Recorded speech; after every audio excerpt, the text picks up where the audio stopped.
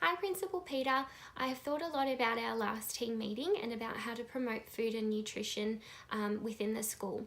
I've come up with a unit plan that helps to address primary school aged children and teaches them about the importance of food and nutrition. This unit plan will be addressing the Australian curriculum strand, personal, social and community health. The substrands include being healthy, safe and active, communicating and interacting for health and well-being, contributing to healthy and active communities. The content descriptors are as follows: identify and practice strategies to promote health, safety and well-being, research own heritage and cultural identities and explore strategies to respect and value diversity, and describe strategies to make the classroom and playground healthy, safe and active spaces.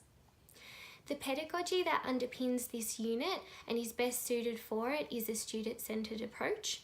This is important when teaching food and nutrition, as there are many factors that influence the way a person eats, what they eat and why they eat it. The student-centred approach takes the student into consideration and their needs, their background information, experiences, social and cultural aspects. These points are extremely important to address, as there is not a one-size-fits-all approach to food and nutrition. This is a useful way for teachers to come up with content that is appropriate for each student's needs and their home context. This was said by Meldrum and Peters. It is evident that this pedagogical approach has been implemented throughout the unit, as it incorporates learning about different ways students have their meals at home, what they pack for lunch, and what their personal, social and cultural influences are. It also incorporates the Australian Healthy Eating Guidelines. However, this is not forced onto the students and is left up to their interpretation of it and how they may incorporate this into everyday lives. ICT has been incorporated into this unit as well, and as research shows that ICT helps to engage student learning, develops research skills and prepares students for future careers. That was said by Kasiva and Taparov, 2014. For the purpose of this unit, computers and iPads are used to So for the purpose of this unit, computers and iPads are going to be used to assist students with researching food and nutrition and to complete specific learning activities throughout the unit. It will also help them to perform their multimedia presentations at the end of the unit as well. So the Active Inspire board is used to show students a slideshow about the different ways different cultures eat, and that will also help them to engage in that lesson. The assessments used in this unit support student learning. There are forms of both formative and summative assessments. The formative assessments are teacher observations, marking student worksheets and providing feedback to students and participation activities. The benefits of utilising these assessments is that it will assist students with identifying areas they need to grow in and areas that they already have developed very well in. It will also help them to promote their learning and take responsibility of their learning as well, and set some learning goals. The limitations of these assessments are that they are not as in-depth as some other forms of assessments. Therefore, it is important to not solely rely on these forms and include other areas as well. That was said by Tang and Lengonathan. So the summative assessment in this unit is to demonstrate what students have learnt through creating a presentation.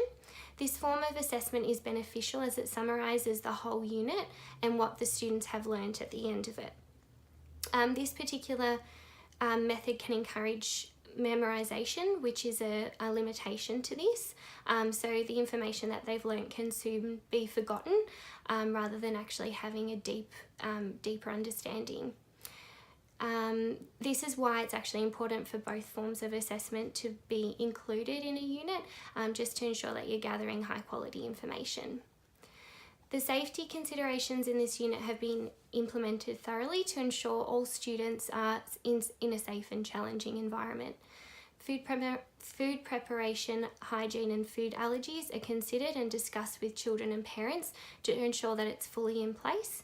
Respecting one's personal, social and cultural food choices are discussed as well to ensure bullying and discrimination doesn't occur.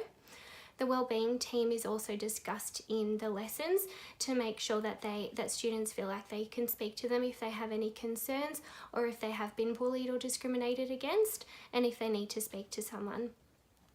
Furthermore, the safety considerations for websites are considered as well, and resources are already provided for students to ensure that they go onto the websites that are provided rather than being exposed to unknown areas of the internet. So Principal Peter, as you can see, I have thought of ways to ensure students are provided with the learning they require for the food and nutrition unit as the best pedagogies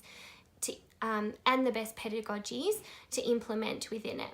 I've also evaluated the learning assessments so we can extract high quality data and see how well the unit has performed for implementation and also throughout the next few years.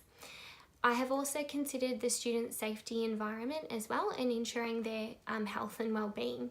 Please take your time to look over the documentation further, and I look forward to discussing it with you.